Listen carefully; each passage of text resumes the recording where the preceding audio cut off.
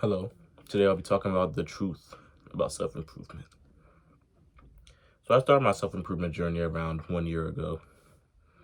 And everyone, starts it, good habits, gets hyped up, doing some push-ups, going to the gym, working hard, trying to improve school, starting a business, becoming an entrepreneur.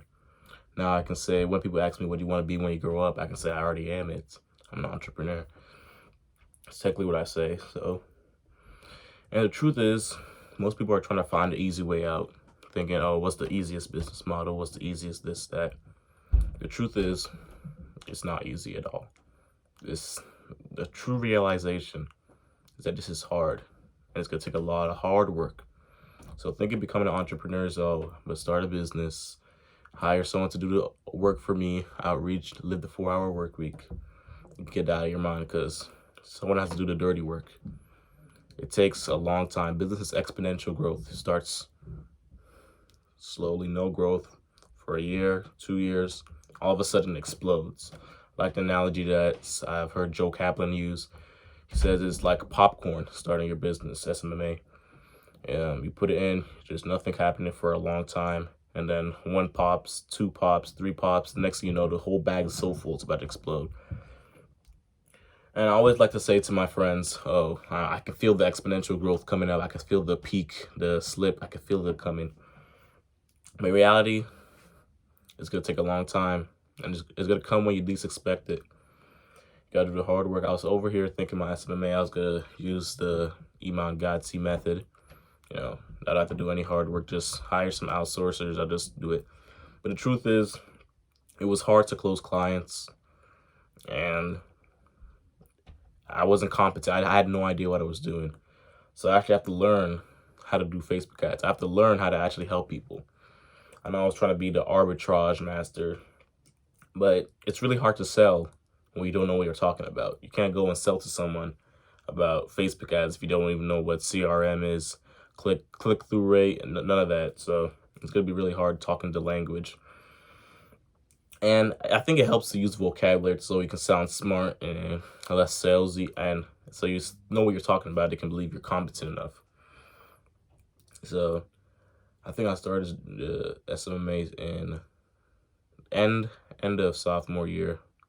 So summer of junior year.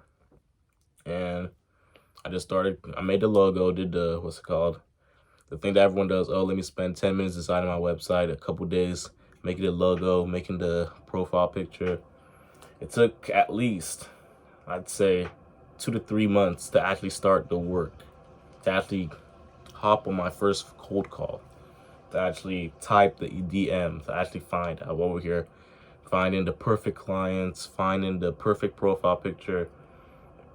But like there's a saying, is it going to help me get clients? If yes, continue. If no, not. Is making a good website really going to help me? If no one's opening my emails, no one's going to see the website. No one even knows I have a website to exist. So the mistake I made was focusing on the unnecessary actions. So if I were to start over again, I think I would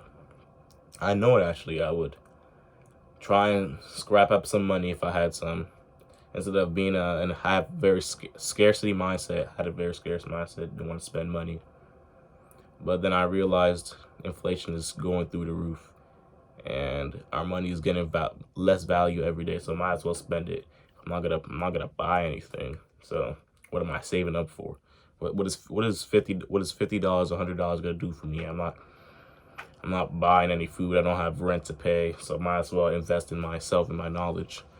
But the fact that looking at my bank account, seeing $50 made me feel good inside, knowing that it wasn't helping me in any way, shape, or form. So I think that's very important to move on and invest in yourself. Don't be afraid to spend for your knowledge, because the price of knowledge is invaluable. There's no price to pay for it.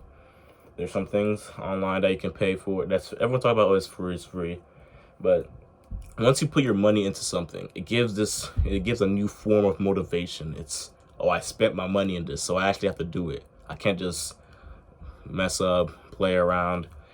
when it's free online on YouTube, you just go there anytime it's there, whatever. But when you actually put your money in that you've gotten for Christmas gifts or you've hard earned and gotten a job for, it's a different feeling, because this is, you might lose this money, you might never get it back.